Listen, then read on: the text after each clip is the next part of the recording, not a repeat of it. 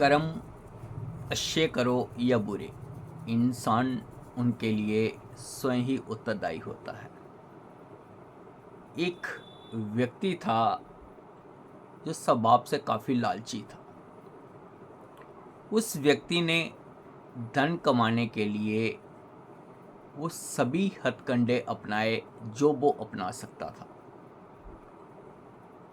उसने ढेर सारी संपत्ति अर्जित की और उस संपत्ति के साथ अपने परिवार को भी खूब ऐश करवाई।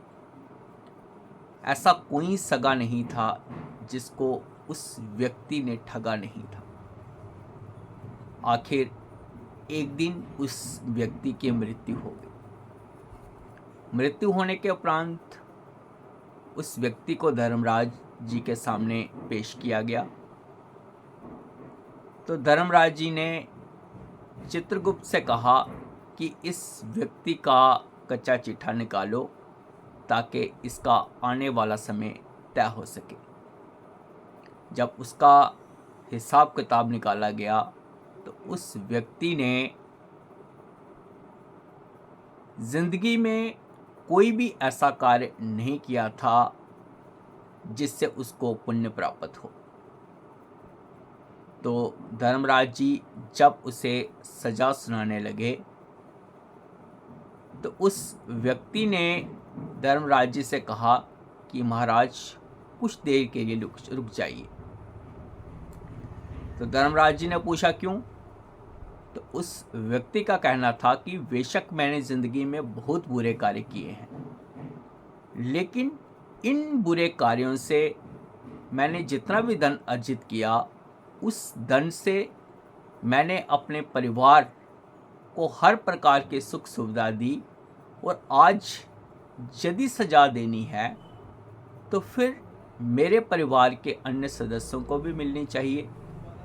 तो धर्मराज जी ने कहा कि ऐसा नहीं हो सकता है, बुरे कर्म तुमने किए हैं तो सजा भी तुम्हें ही मिलेगी। वो व्यक्ति धर्मराज जी के आगे बहुत गिड़गिड़ाया। तो आखिर में धर्मराज जी ने कहा ठीक है, बताओ किसको बुलाना है। तो उस व्यक्ति ने कहा कि जब मैं ये वाला धन कमा के लाता था तो परिवार में सब लोग बहुत खुश होते थे, तो सबसे पहले मेरी पत्नी को बुलाओ। तो कुछ देर के बाद उस व्यक्ति की पत्नी को वहाँ पर बुलाया गया। तो धर्मराज जी ने कहा कि इस व्यक्ति ने जो बुरे कार्य किए हैं ये चाहता है कि उसके कर्मों की जो सजा इसे मिल रही है उसकी थोड़ी सी सजा आपको भी मिले।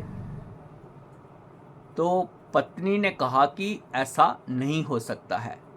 तब उसके पति ने कहा कि जब मैं धन कमा के लाता था तब तो तुम बहुत खुश होती थी, आज जब सजा की बारी आई तब मना क्यों कर रही हो? तो उसकी पत्नी ने कहा कि मैंने आपके साथ शादी की थी, आप धन कहाँ से कमा के लाते थे ये मुझे क्या पता। आपका ये दायित्व बनता था कि शादी के उपरांत मेरी ज़रूरतों को आप पूरा करो, इसलिए आज अगर आपने कोई बुरे कर्म किए हैं तो उसकी सज़ा आपको ही मिलनी चाहिए। तो पत्नी को वहाँ से फिर वापस भेज दिया गया। तब धर्मराज ने कहा अब बताओ किसको बुलाना है। तो उस व्यक्ति का कहना था कि मेरे बच्चों को बुलाइए। तो उसके बच्चों को भी बुलाया गया। बच्चों से भी यही प्रश्न किया गया। तो बच्चों का कहना था कि हम इसकी सज़ा के भागीदार नहीं हो सकते हैं, क्योंकि 18 वर्ष तक हमारे पालन पोषण की जिम्मेवारी इनकी थी। अब ये धन कहाँ से ला रहे थे इसके विषय में हमें कोई जानकारी नहीं थी, इसलिए हम इनकी सज़ा के भागीदार नहीं हो सकते हैं। उसके बाद फिर धर्मराज जी ने उसे पूछा कि अब बताओ कि किसको बुलाना है। तो उसका कहना था कि मेरे बूढ़े माँ बाप को बुलाइए। तो उनको भी बुलाया गया, उनसे भी यही प्रश्न पूछा गया। तो उनका कहना था कि जब ये छोटा था तो हमने इसका पालन पोषण किया, अब हम लोग जब बूढ़े हो गए तो ये इसका दायित्व बनता था कि ये हमारी देखभाल करता। अब धन कहाँ से आ रहा था, कैसे कमाया जा रहा था, ये तो यही जाने। इसे के बुरे कर्मों की सज़ा में हम भागीदार नहीं हो सकते हैं। तो अंत में सज़ा उसी व्यक्ति को मिली जिसने बुरे कर्म किए थे। तो इस छोटी सी कहानी का जो मुख्य पात्र है वो मैं भी हो सकता हूँ, आप भी हो सकते हैं। इस कहानी को सुनने वाला कोई भी व्यक्ति हो सकता है। कहने का तात्पर्य यह है कि इंसान जो कर्म करता है उसके लिए वो स्वयं ही उत्तरदायी होता है।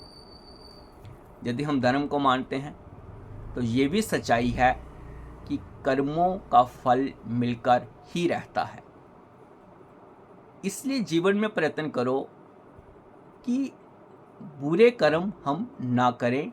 धन कमाना कोई बुरी बात नहीं है, जीवन जीना है तो धन भी आवश्यक है, लेकिन ये ज़रूरी नहीं है कि हम उसके लिए बुरे तरीके अपनाएं।